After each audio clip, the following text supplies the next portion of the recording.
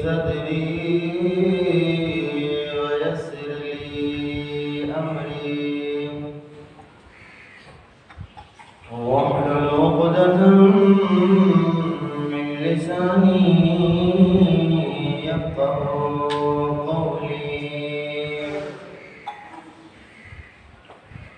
أما بعد فأعوذ بالله من الشيطان الرجيم.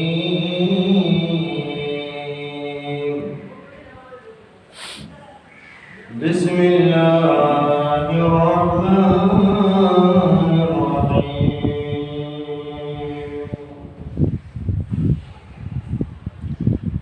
لا تمدن عينيك إلى ما متعنا به أزواجا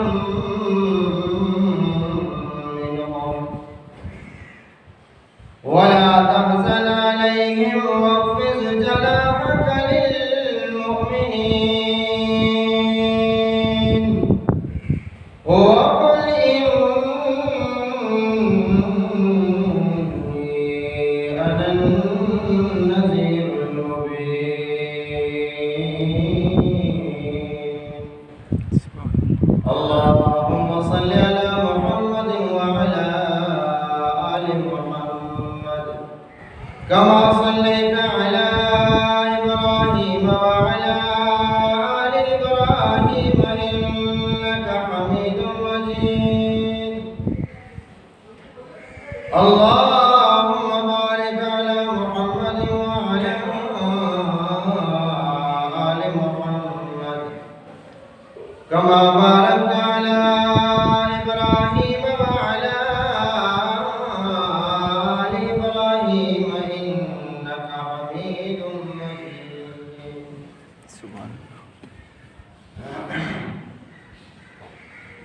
آپ کو غالباً معلوم ہوگا پچھلے جمعے کو چند چیزیں میں نے آپ کے سامنے بیان کی تھی. ویسے یہ بات ہر مسلمان کے دل میں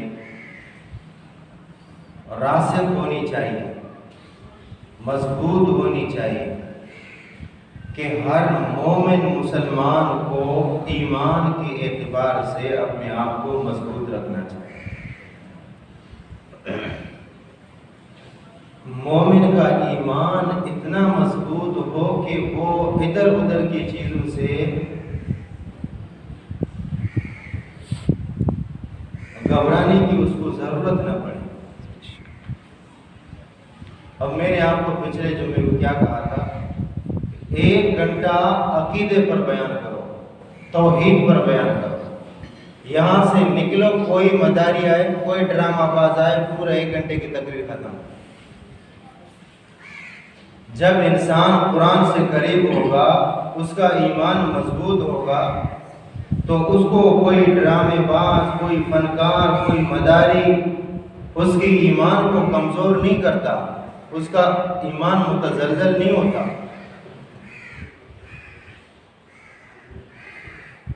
اب اگر ایمان کمزور ہو تو یہ سارے شیطان کے جال ہیں، تو کسی جال میں بھی کسی سوراخ میں پھنس سکتا ہے.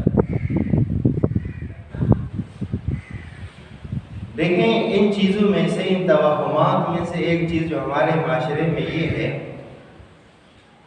کہ آج کل کہیں پہ اگر حادثات زیادہ ہوں،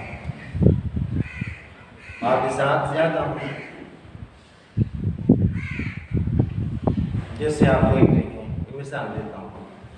یہ یہاں ڈنڈی سڑک سے لے کر ہاکسوے تک، یہاں پہ اکثر آپ نے سنا ہوا حادثات زیادہ ہوتے ہیں.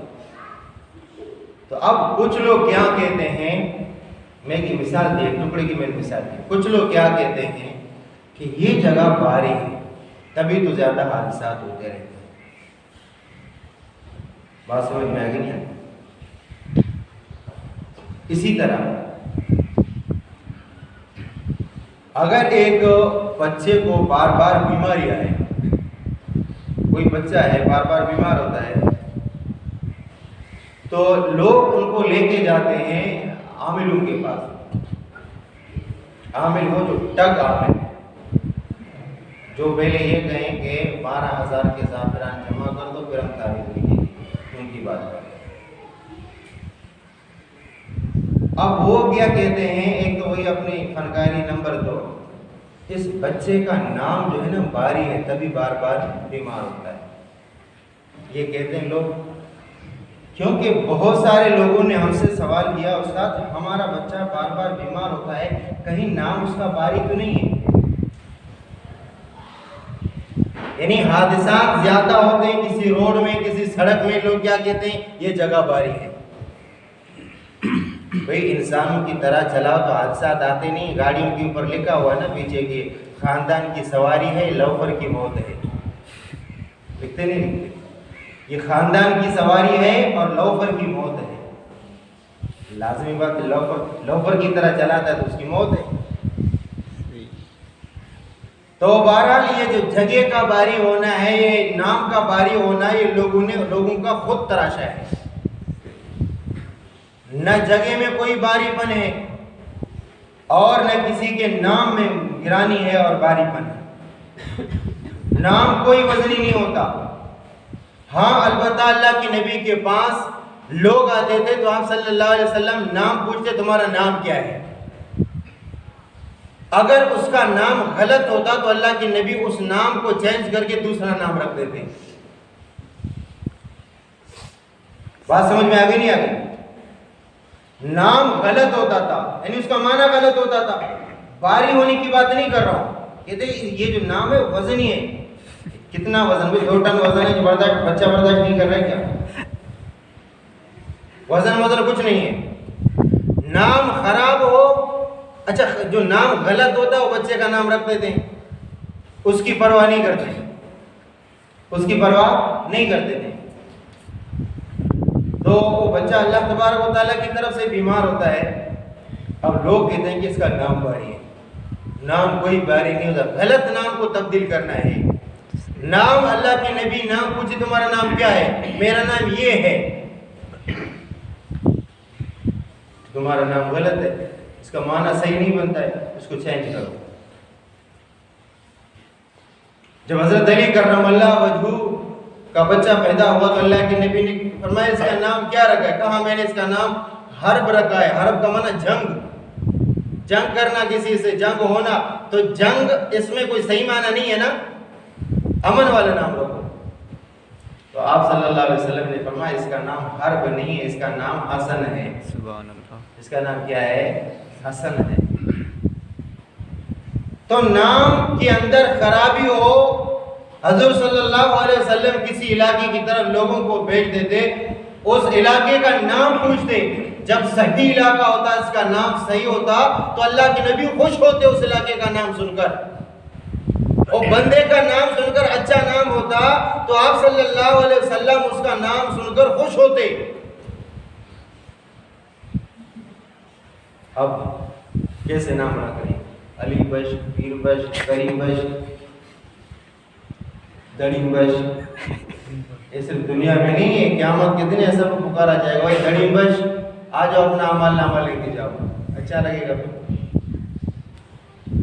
لشکو، پیری، غزی ہمارے بلوچوں کے نام، دیکھو کیسے غلط کیا ہوئی دنیا میں۔ قیامت کے دن اگر غزی کے نام سے کسی کو پکارا جائے تو اٹھے گا اسی نام کے ساتھ۔ نام اگر خراب ہو، اس کا مطلب غلط ہو تو اس کو چینج کیا جائے، لیکن نام کے اندر کوئی باری پن نہیں ہے کہ یہ نام اتنا باری ہے کہ جس کی وجہ سے بچہ بیمار ہو رہا ہے، ایسی کوئی بات نہیں۔ یا یہ جگہ، اب لوگ کہتے ہیں ہو سکتا ہم اس گھر میں ہیں تبھی تو روزگار بھی نہیں آ رہے۔ اب وہ مائی کی پٹی سے لے کر اس پٹی تک سارے کے سارے لوگوں میں روزگار کی کمی، سب گھروں کو چھوڑ کے یہاں سے چلے جاؤ یا گھروں کو جلا دو، کیوں؟ روزگار نہیں ہے۔ یہ اللہ تبارک و تعالیٰ کی طرف سے دے نہیں، کسی کو عطا کرے، کب عطا کرے، کس ٹائم عطا کرے۔ ہو سکتا ہے اگر ہمیں اللہ مال دے دے، وہ ہمارے لیے وہ مال آپ کو پتہ ہے کہ ہم برداشت نہیں کریں گے، کسی کو مال ہضم نہیں ہوتا، تو اللہ کا اس میں نہ دینا یہ بھی حکمت ہے۔ یہ نہیں کہ ککا بھی بھاری ہو گیا، یونس آباد بھی بھاری ہو گیا، شمسبیر بھی وزنی ہو گیا، سومر کوٹ بھی وزنی ہو گیا، اب سارے اس علاقوں سے نکل جاؤ۔ نام کوئی وزنی نہیں ہے کہ نام اس پر باری ہے تو یہاں پہ بے روزگاری ہے، نام باری ہے تو بچہ بیمار ہوگا، نہیں، نام غلط ہو تو اس کو تبدیل کیا جائے، اس کا معنی غلط ہو تو اس کو تبدیل کیا جائے، باقی باری پن ہونا، یہ نام کا وزنی ہونا، نہ قرآن و سنت میں سلف سے اس کا کوئی ثبوت ہو نہیں ملتا ہے۔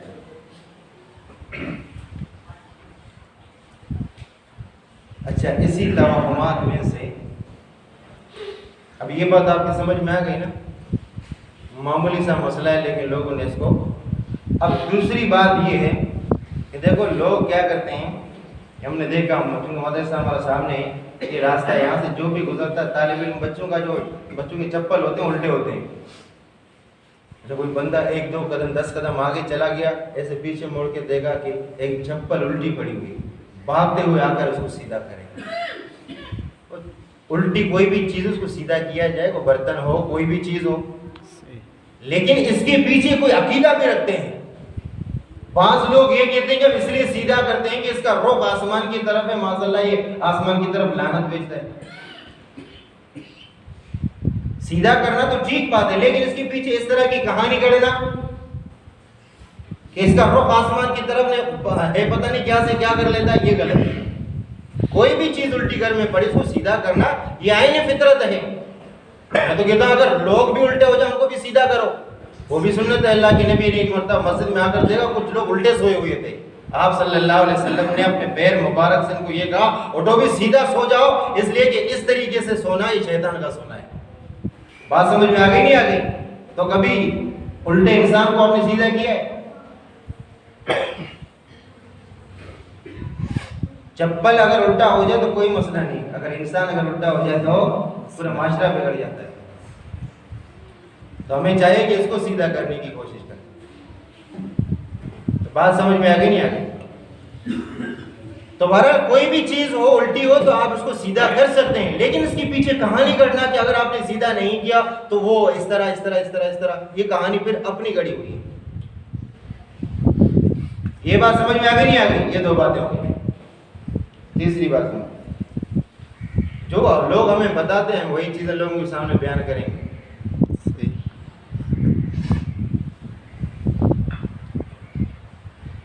بہت سارے لوگ سوال کرتے ہیں، جیسے آج کل مسلمانوں میں چیز کا رواج ہے، دیکھتے ہیں نا ہم یہاں پہ، چونکہ بڑے بڑے ماڈرن لوگ یہاں پہ کنارے میں آتے ہیں تفریح کے لیے، آپ لوگ تو دیکھتے ہو، ہم بھی دیکھتے ہیں، آپ بھی دیکھتے ہو،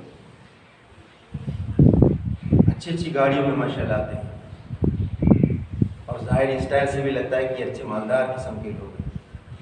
لازم بات ہے 40-50 لاکھ کی گاڑیوں میں آتے ہیں، اور اس کے بعد ڈش ڈش ڈش تو ماشاء اللہ، لیکن کبھی کبھار افسوس اس طرح ہوتا، مسلمان ہوتے ہیں،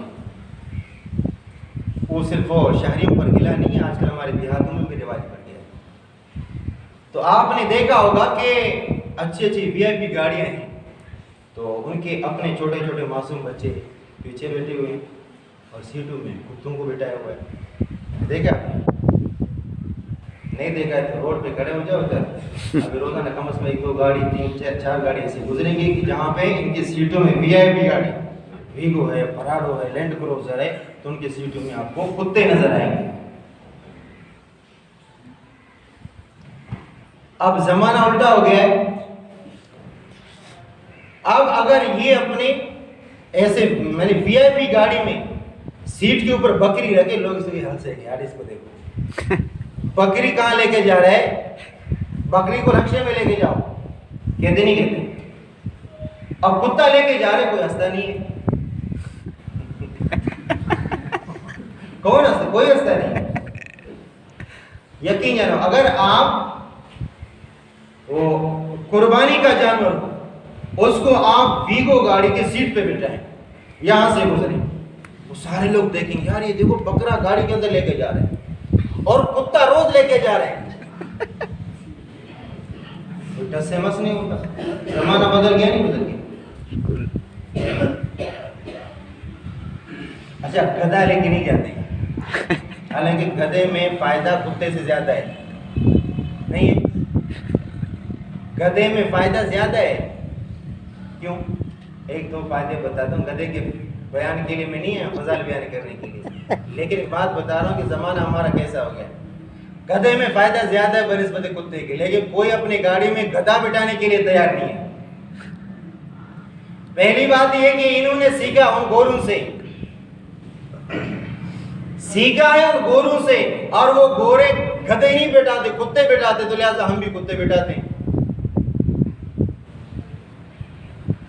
نمبر 2، ایک پہلا فائدہ سنو. گدھا مجبوری میں، مصیبت میں، مشکل میں آپ کا بوجھ اٹھائے گا نہیں اٹھائے گا؟ کبھی کتے کے اوپر آپ نے کوئی بوجھ دیکھا ہے؟ کتے کو تو اٹھانا پڑتا ہے. اچھا دوسری بات ہے، حدیث میں آتا ہے کہ کتا اگر کسی برتن میں منہ لگائے تو اس برتن کو 7 مرتبہ پانی سے، 8ویں مرتبہ مٹی سے صاف کیا جائے، ورنہ اس کے جراثیم ختم نہیں ہوں گے. یہ گدھے کے بارے میں نہیں آیا ہے، کتے کے بارے میں آیا ہے. بات سمجھے کہ نہیں سمجھے؟ میرا دل سنو. کتا اگر کسی برتن میں منہ لگائے، اس برتن کو کتنی مرتبہ صاف کرنا چاہیے؟ 7 مرتبہ. حدیث سمجھو، 7 مرتبہ صاف کرنا چاہیے پانی سے، اور 8ویں مرتبہ مانجنا چاہیے اس کو مٹی سے. تب جا کر اللہ کے نبی نے فرمایا اس کے جراثیم ختم ہو جائیں گے. لیکن میں نے آپ کو بتایا گدھے کے منہ لگانے کے بعد ایسی کوئی روایت آپ کو نہیں ملے گی. لیکن گدھا کو دور کیا، کتے کو کیوں سینے سے لگاتے ہو؟ اور ایسے آپ دیکھیں نیٹ میں ایسے پوسٹ مسلمان ہمارے دیکھتے ہیں کہ وہ ایک انگریز ہے، راستے میں جو ہے نا کچھ بطخ ہے، پتہ نہیں ان کو راستے دے رہا ہے، اور پھر ایک مسلمان کی تصویر دیتے ہیں جن کے ہاتھ میں وہ ہے کیا ہے، شکار کیے ہوئے پرندے ہیں. اب اوپر دیکھتے ہیں کہ دیکھو مسلمانوں نے جانوروں کو مار دیا ہے، اور یہ انگریز کیسے جانوروں کو راستہ دے رہے روڈ میں. یہ کیسے امن والے لوگ ہیں، اور مسلمان کیسے ظالم ہیں کہ ان جانوروں کو مار کے اور اپنا شکار بنایا ہوا ہے. یہ ظاہری کیفیت ہے ان کی، یہ گوروں کی ظاہری کیفیت ہے. ورنہ یہ تو بطخ کو راستہ دیتا ہے، پرندے کو راستہ دیتا ہے. 40-50 سال کے بعد اپنے ماں باپ کو اپنے گھر میں بٹھانے کے لیے تیار نہیں، وہ جا کر اس کو اولڈ ہاؤس میں رکھ دیتا ہے. ذرا اس کا اس دوسرا والا چہرہ بھی دیکھ لو. کبھی سنا ان کی کہانی؟ وہ تو 50-60 سال کے بعد کہتے ہیں کہ ماں باپ گھر میں نہیں رہنے کے قابل نہیں ہے. آپ کو پتا ہے 40-50-60 سال کے بعد اکثر کھانسی آتی رہتی ہے. صرف کھانسی نہیں، کھانسی کے ساتھ اور بھی کچھ چیز آتی ہے. تو کہتے ہیں یہ پھر گھر میں جراثیم پیدا کریں گے، یہ ماں باپ گھر میں جراثیم پیدا کریں گے اس کو اولڈ ہاؤس میں. وہ مہینے کے 1.5 مہینے کے بعد فیس بھرنے کے لیے آتے، جس اسکول کا فیس بھرتے ہیں یہ ماں باپ کو داخل کرنے کا فیس ہے. پھر 1-2 مہینے کے بعد چکر لگانے کے لیے آتے. یہ ان کا دوسرا رخ ہے. اور ہمارا نظریہ کیا ہے؟ ماں جتنا بھی بڈھا ہو، ماں باپ جتنے بھی بڈھے ہوں، ان کے قدموں کے نیچے اللہ نے جنت رکھی ہے. بات سمجھ میں آ گئی نہیں آئی؟ کیوں اپنے آپ کو احساس کمتری کا شکار بناتے ہو؟ تمام پہلوؤں پر غور کرو کہ ہم کہاں کھڑے اور وہ کہاں ہیں. وہ یہ تو وہ چیز بیان کرنے کا فی الحال موقع نہیں ہے. ہم دیکھو عورتوں کس قدر کرتے ہیں، لیکن ذرا ان کو یہ ایک پوسٹ نظر آتی ہے، یہ کشمیر میں اور اسی طرح فلسطین میں، شام میں، کہاں کہاں پہ جو بمباریاں ہو رہے ہیں مسلمان بچوں کو، بطخ نظر آ رہے لیکن وہ نظر نہیں آ رہے ہیں.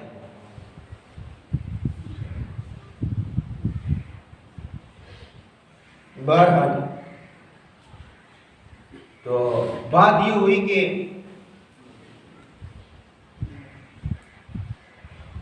کتے رکھتے ہیں شوق سے. حدیث پاک میں کیا آتا ہے کہ کتا اگر کسی برتن میں منہ لگائے تو اس کو 7 مرتبہ دھونا چاہیے، اور 8ویں مرتبہ اس کو مٹی سے مانجنا چاہیے. تب جا کر اس کے جراثیم ختم ہو جائیں گے.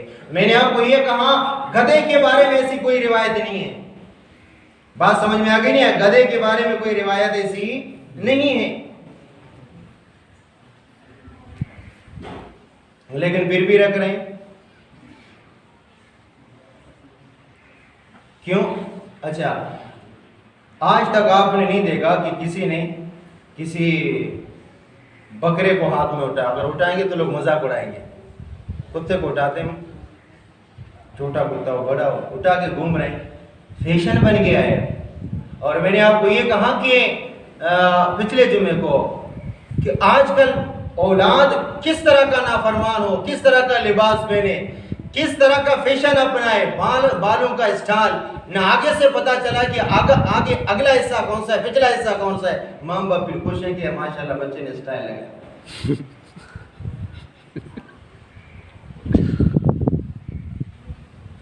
اور گھر میں جا کر پھر 2 بجے 3 بجے جاتا ہے, اماں کھانا تیار ہے, تجھے تو 4 جوتے لگانا چاہیے.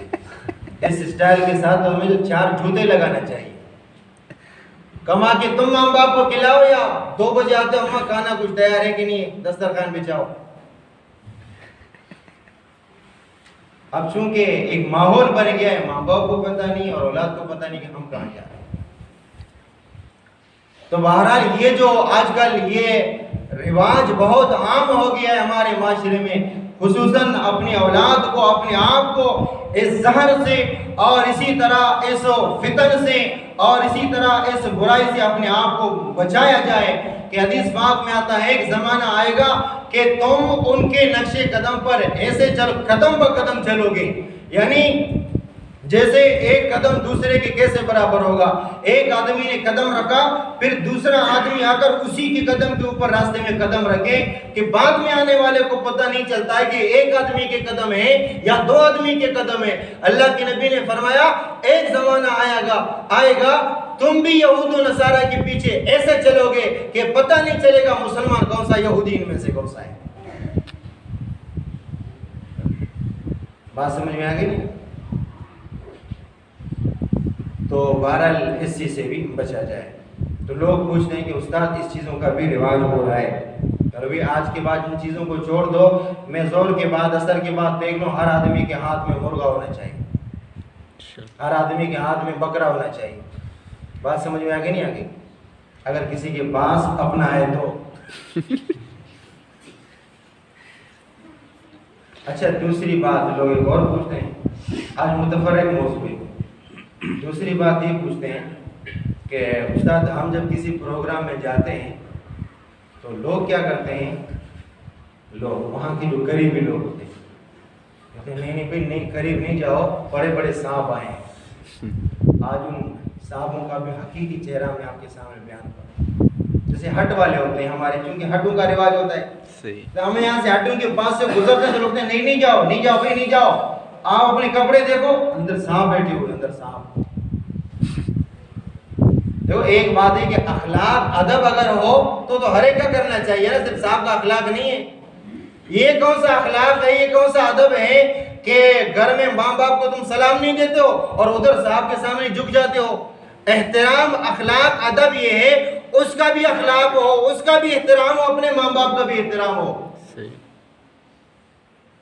یہ کیسا ادب ہے, یہ کیسا اخلاق ہے.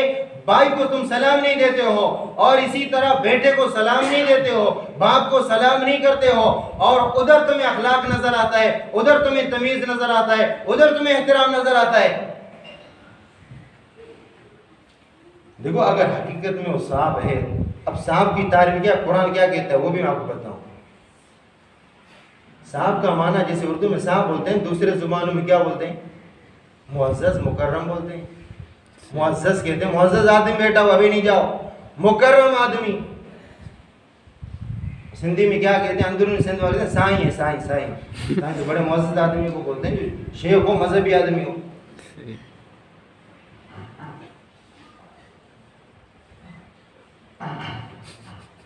صاحب بیٹا ہوا صاحب, اچھا صاحب ہے. قرآن کہتے ہیں صاحب کسے کہتے ہیں, ان اکرمکم عند اللہ, بے شک اللہ کے ہاں صاحب وہ ہے, معزز وہ ہے, سائیں وہ ہے, مکرم وہ ہے, اتقاکم جو زیادہ تقوی دار متقی پرہیزگار ہو وہ اللہ کے ہاں صاحب ہے. بے شک. بات سمجھ میں آئی ہے؟ لوگ وزیروں کو ووٹ دیتے ہیں, ایسے لوگ ہمیں خود بات کرتے ہیں کہ ہم ملنے کے لیے چلے جاتے ہیں تو وہاں پہ 11 بجے دن کو 11-12 بجے پھر وہ چوکیدار کیا کہتے ہیں, ابھی تک صاحب سویا ہوا ہے. یہ وہی صاحب ہے، دوسرا صاحب ہے، وہ والا صاحب نہیں جو قرآن پہ ہے۔ ابھی تک صاحب سویا، فجر کی نماز پڑھی نہیں، یہ کیسا صاحب ہے فجر کی نماز نہیں پڑھی؟ یہ صاحب تو نہیں ہوا۔ حدیث پاک میں آتا ہے جو فجر کی نماز نہیں پڑھتا شیطان اس کے کان میں پیشاب کرتا ہے، وہ صاحب کا کان تو شیطان کے پیشاب سے بھرا ہوا ہے، تم کہتے صاحب سویا ہوا ہے؟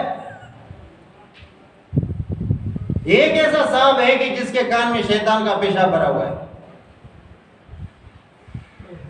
اخلاق، ادب، احترام اپنی جگہ پر، لیکن ایک بندہ جو بزرگ ہے، نمازی ہے، روزے دار ہے، شریعت کے مطابق اس کی داڑھی ہو، وہ یہاں سے گزر جاتا ہے اور تم کہتے نہیں نہیں ادھر نہیں جاؤ، تمہارا جراثیم ادھر لگ جائے، وہ بدبخت اصل جراثیم تو اس میں لگا ہوا ہے۔ کبھی اپنے آپ کو کم ہمت، ایسا سکمتری کا شکار نہ بناؤ، کسی کی کوٹھی کو دے کر، کسی کی بلڈنگ کو دے کر، کسی کی گاڑی کو دے کر۔ آپ کے پاس اگر سنت کے مطابق چہرہ ہے، آپ کے پاس اگر 5 وقتہ نماز ہے، آپ کی زبان میں اگر ذکر فکر ہے، آپ کی آنکھوں میں اگر غیرت ہے، اس صاحب سے لاکھ درجہ بہتر ہے جو کلمہ تک نہیں جانتا ہے، جو نماز کو نہیں جانتا ہے، جو جس کو پتہ بھی نہیں ہے کہ رمضان کا مہینہ کب آتا ہے۔ تو وہ غریب جس کے پاس ایک ٹائم کا کھانا ہے، ایک ٹائم کا کھانا نہیں ہے، وہ اس کروڑ پتی صاحب سے لاکھ درجہ بہتر ہے۔ لیکن اپنے آپ کو باہمت بناؤ، بے ہمت نہ بناؤ۔ کسی کو اللہ نے مال دیا تو قارون کے پاس اتنا بڑا مال تھا، وہ بھی تو اس وقت کا صاحب تھا نا۔ قرآن میں اس کا نقشہ کھینچا گیا ہے، وہ سورہ قصص کے اندر فرمایا کہ ایک دن وہ اپنے جیسے آج کل گاڑیوں کا زمانہ ہے، وی آئی پی گاڑیوں کے ساتھ جا رہا تھا، تو گھوڑوں کے ساتھ جا رہا تھا، تو کچھ کمزور قسم کے لوگ تھے، ہم جیسے لوگ تھے، انہوں نے کہا کاش ہے کتنے گاڑیاں اس کے پاس، کپڑا تو دیکھو، گھوڑے تو دیکھو، تاج تو دیکھو۔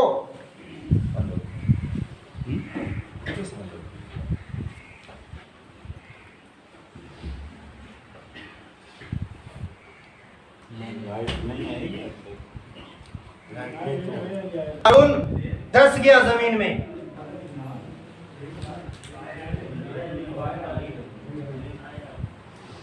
اس میں مسئلہ ہے بھائی، اس میں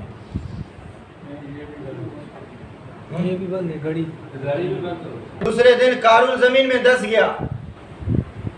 کل جن کے منہ میں پانی آ رہا تھا یار گاڑی دیکھو، تو آج کیا کہنے لگے شکر ہے کہ اللہ کا کرم ہم پر ہوا، ورنہ ہم بھی اس کے ساتھ دس جاتے ہیں۔ جو اللہ نے آپ کو دیا ہے، ایمان دیا ہے، وہ بڑی چیز ہے۔ حدیث پاک میں آتا ہے جس کو اللہ نے قرآن کی نعمت دی ہے، اس نے دوسرے کی گاڑی کو، دوسرے کی کوٹھی کو، دوسرے کی جائیداد کو دے کر اپنے قرآن والی نعمت کو کم سمجھا، تو سمجھ لو اس نے اللہ کی اس نعمت کی ناقدری کی۔ اور جو بندہ اللہ کی اس نعمت کی ناقدری کرے گا، اللہ وہ نعمت اسے سلب کریں گے، چھین لیں گے۔ جو آپ کے اندر اللہ تبارک و تعالیٰ نے ایمان رکھا ہے نا، اس پر اللہ کا شکر ادا کرو۔ یاد رکھو تمہارے گھر میں سب سے بڑا صاحب تمہارے ماں باپ ہیں۔ کبھی میں اور آپ سوچ لیں کہ میں اور آپ اپنے دفتر کے صاحب کو جو احترام دیتے ہیں 5-10 ہزار کی وجہ سے، کیا میں اپنے ماں باپ کو اس طرح کا قدر دیتا ہوں، اس طرح کا احترام میں اپنے ماں باپ کا کرتا ہوں؟ آپ نے کبھی سوچا ہے؟ ہٹ میں جب آتے ہیں وہ بڑے بڑے صاحب آتے ہیں تو اس کے سامنے ہم جھک جاتے ہیں، کبھی میں اپنے ماں باپ کے سامنے جھکا ہوں؟ وہ مجھے دیتے ہیں 5-10 ہزار روپے، لیکن میرا وجود اس ماں باپ کی مرہور منت ہے۔ سوچنے کی بات ہے، مجھ پر برے حالات آئیں گے، میرا بھائی میرا کندھا بنے گا، لیکن کبھی میں نے بھائی کو صاحب بنانے کی کوشش کی ہے؟ صاحب کا معنی معزز، صاحب کا معنی محترم، صاحب کا معنی قابل احترام۔ قرآن و سنت میں یہ کہ ہر ایک آپ کے لیے قابل احترام ہے، ہر ایک آپ کے لیے قابل لائق ہے، ہر ایک آپ کے لیے مطلب یہ کہ معزز ہے۔ یہ کیا ہے کہ میں پڑوسی کو سلام نہیں کرتا ہوں، رشتہ داروں کو سلام نہیں کرتا ہوں، بھائی بہنوں کو سلام نہیں کرتا ہوں، ماں باپ کو سلام نہیں کرتا ہوں، اور سیٹ کے سامنے جھک جاتا ہوں؟ نہیں بھئی، اگر حقیقی حیثیت دیکھا جائے اس کی بنیاد کیا ہے، میری اور آپ کی بنیاد کیا ہے؟ ہاں اس میں ہم سب برابر ہیں۔ جس خمیر سے اللہ نے مجھے بنایا، اس مٹی سے، اس خمیر سے اللہ نے ان کو بنایا، اس میں اور میں، اس میں وہ اور میں، آپ دونوں برابر ہیں۔ اور فی الحال جو اس کی حیثیت ہے 6 فٹ زمین، اور جو گند کچرا اس کے پیٹ میں، وہی گند کچرا ہمارے، ہو سکتا ہے اس کے پیٹ میں زیادہ مالدار آدمی تو زیادہ کھاتے ہیں، اور آخر میں انجام کیا ہوگا؟ اسی قبر میں ہو جائے گا، اسی قبر میں جاؤں گا۔ ہاں دنیاوی اوصاف کی وجہ سے اللہ نے کسی کو سیٹ بنایا، اللہ نے کسی کو مالدار بنایا، کوئی بری چیز نہیں ہے۔ آپ دیکھیں حضرت عثمان رضی اللہ تعالیٰ عنہ نے تبوک میں، غزوہ تبوک میں اتنا مال دیا، ایک مرتبہ چندہ دیا، دوسری مرتبہ چندہ دیا، تیسری مرتبہ چندہ دیا۔ وہ چندہ ہماری طرف 10-10 روپے پیٹی میں ڈالتے ہیں، جیسے ابھی ڈال دیا نا لوگوں نے، اتنا چندہ دیا، 10-10 ہزار اشرفیاں۔ اشرفیاں کس چیز کے ہوتے ہیں؟ وہ سونے کے ہوتے ہیں، یہ نوٹ کے نہیں ہوتے ہیں۔ جو 1000 کا نوٹ ہے، اس کا مطلب اس میں 1000 روپے کا سونا ہے، وہ سونا میں نظر نہیں آتا، یہ اندر گھس گیا ٹوپی کے اندر۔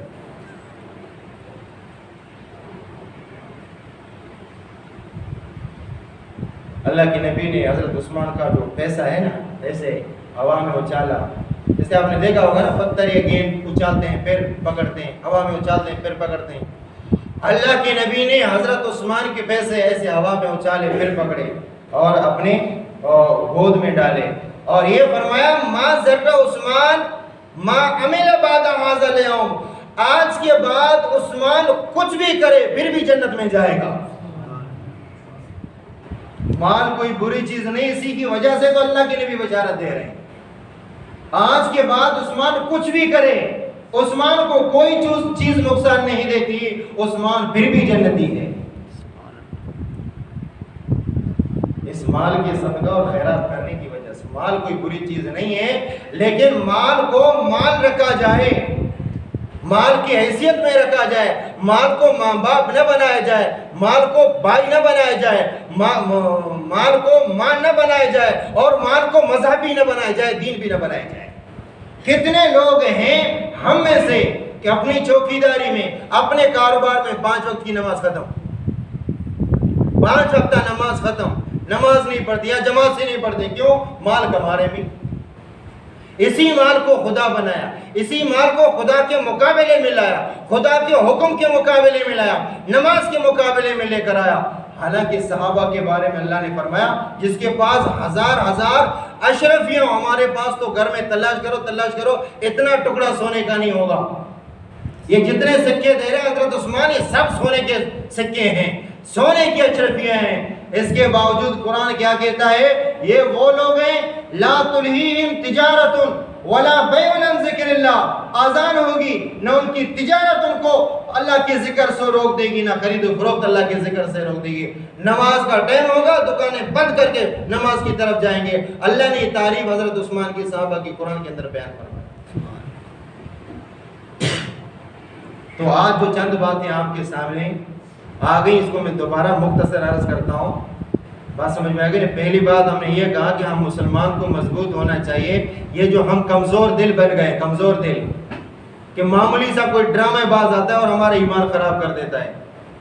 اچھا ایک اور بات، وہ ڈرامے کے وہ آتے ہیں نا ڈرامے باز، کنارے میں ان کے ہاتھ میں وہ ہوتا ہے کیا، ایک سانپ ہے اور ایک نیولا ہے، تیسرا کیا ایک بندر ہے اور وہ بانسری۔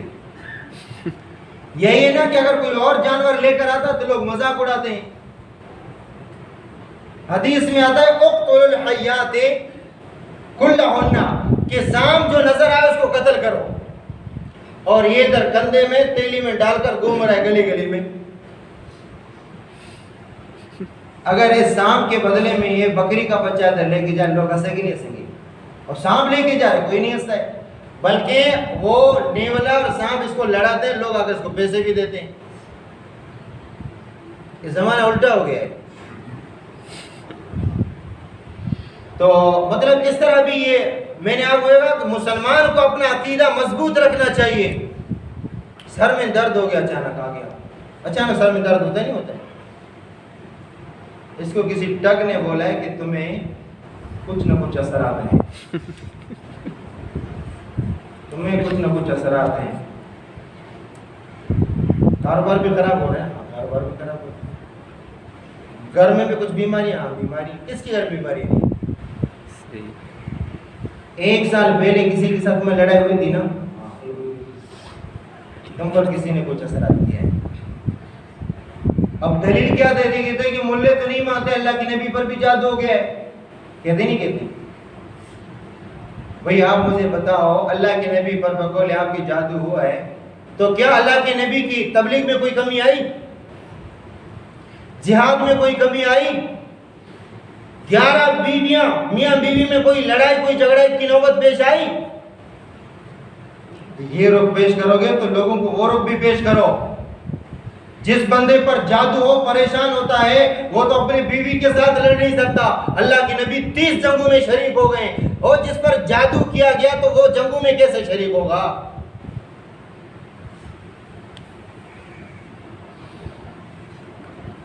मैं और आप, बीमारी आ जाती लोगों पर, लेकिन ये नहीं कि इतना सा बच्चा लेके जाओ उस पे जादू, और 6 फुट का इंसान चला जाए उस पर भी जादू। क्योंकि अभी हर गली में, हर कोने में, हर कूचे में, हर मोहल्ले में ऐसे ठग लोग बैठे हैं जो मेरे और आपके माल का भी सौदा करते हैं, मेरे और आपके ईमान का भी सौदा करते हैं। 1000 मर्तबा आप लोगों को बोला है ये गले में धागा, पाँव में धागा, ये निकाल दो, निकाल दो। अल्हम्दुलिल्लाह हमारे मुक्तदी में चीज़ें ख़त्म हो रही हैं। अल्हम्दुलिल्लाह हमारे मुक्तदियों में, हमारे मोतक़दीन में चीज़ें ख़त्म हो रही हैं। भाई ये किसी इंसान का सेवा नहीं है ना कि गले में रस्सी हो, हाथ में रस्सी हो, पैर में रस्सी हो, जैसे बकरियों को रस्सी डालते नहीं डालते हैं।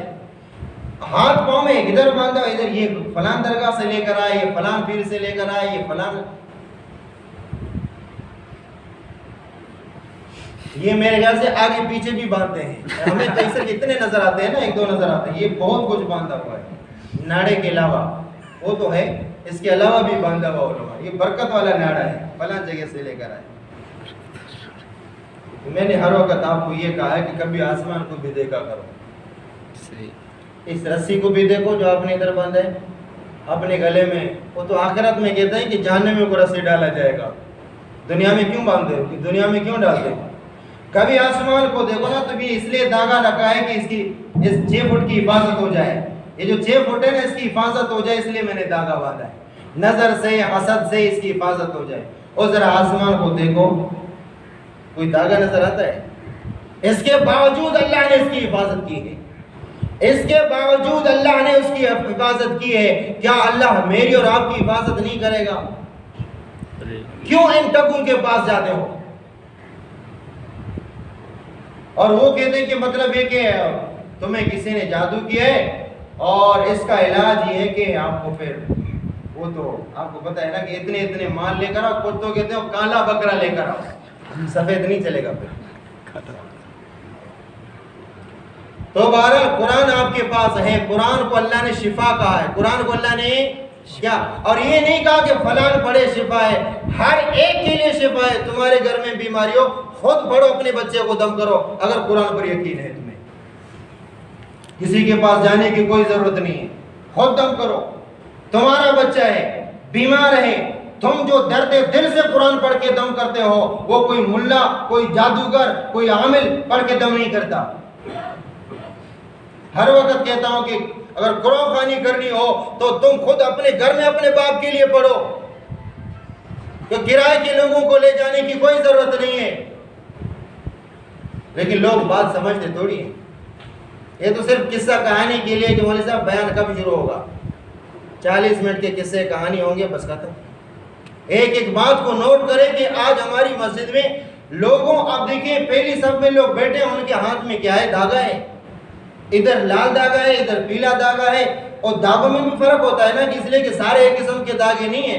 जो लाल किस्म का धागा होता है वो जिस्म के मतलब है कि हिफाजत के लिए होता है, और जो काला किस्म का धागा होता है वो जिन्नात, ऐसे जो काली जो चीजें होती है ना, काला जादू, उसके लिए काला धागा, काला जादू, काला धागा। बहरहाल अल्लाह ने कुरान दिया है, हदीस पाक में आता है, जो बंदा صبح کو آیت الکرسی کی تلاوت کرے گا، شام تک سب چیزوں سے اس کی حفاظت ہوگی۔ کبھی عمل کیا ہے؟ جو رات کے وقت آیت الکرسی کی تلاوت کرے گا، صبح تک اللہ جنات جادو سب چیزوں سے اس کی حفاظت کرے گا۔ کبھی اس پر عمل کرو۔ یہ اللہ کے نبی نے فرمایا صبح کو جو پڑھے گا بسم اللہ الذی لا یضر مع اسمہ شیء فی الارض ولا فی السماء وهو السمیع العلیم، شام تک کوئی چیز اس کو نقصان نہیں دے گی۔ اور حدیث پاک میں آتا ہے کہ جو بندہ کسی فالج زدہ کو، کسی مجنون کو، کسی مطلب یہ کہ موذی مرض والے بیمار کو دیکھے اور دعا پڑھے کہ الحمدللہ الذی عافانی مما ابتلاک بہ، کہ اللہ تبارک و تعالیٰ تیرا شکر ہے کہ اللہ اس موذی مرض سے مجھے بچا دیا، جو اس کو پڑھے گا اللہ قیامت تک اس کو اس موذی بیماری میں مبتلا نہیں کریں گے۔ کبھی پڑھا ہم نے؟ دعا کریں اللہ ہمیں صحیح معنوں میں قرآن و سنت پر عمل کرنے کی توفیق عطا فرمائے۔ اللہ ان توہمات سے، برے عقیدوں سے، شرک سے، بدعت سے تمام امت مسلمہ کو بچنے کی توفیق عطا فرمائے۔ وآخر دعوانا